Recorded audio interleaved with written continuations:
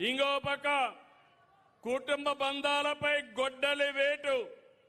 తల్లికి చెల్లెలికి ఆస్తి అంటే వాళ్ళకి ఇవ్వకుండా వేధించడం. విన్నారా మీరు ఎప్పుడైనా? ఆచి చికెన్ మసాలా. హిందూ సాంప్రదాయం మీకు గుర్తుందా తల్లి? తల్లిదండ్రులు సంపాదించిన ఆస్తులు అందరికీ సమాన హక్కు ఉంటుంది కదా అని అడుగుతున్నా. తల్లికి తిండి పెట్టిన వాడు పెన్నమ్మకి బంగారు గాజులు తొడిగిస్తారా అంట. అట్లంది ఈయన వ్యవహారం. ముందు మీ ఇంట్లో కథమన్నా ఏమమ్మా, కరెక్ట్ అవునా కదా? తల్లిని చూడాలా లేదా బిడ్డలు? అలాంటి తల్లిని చూడని బిడ్డలు మిమ్మల్ని చూస్తారంట. చూస్తారా? నమ్మకమేనా? వాళ్ళ చెల్లిని చూడలేకపోతే నిన్ను చూస్తారని అడుగుతున్నా నేను. నా వరకు నేను పూర్తిగా నేను చెప్పే నియమాలన్నీ పాటిస్తున్నా.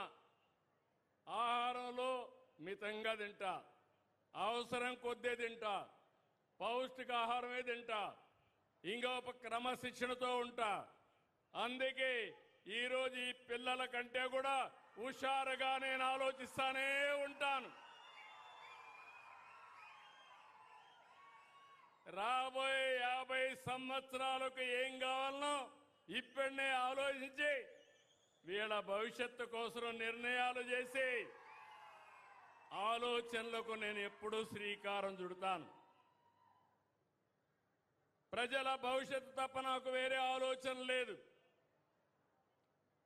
ఎంత ఎక్కువ పనిచేస్తే ఆ రోజు అంత తృప్తి నాకు.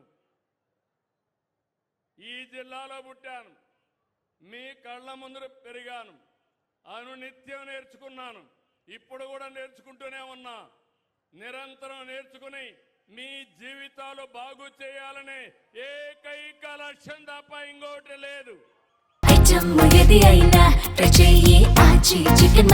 ఆచి చికెన్ మసాలా.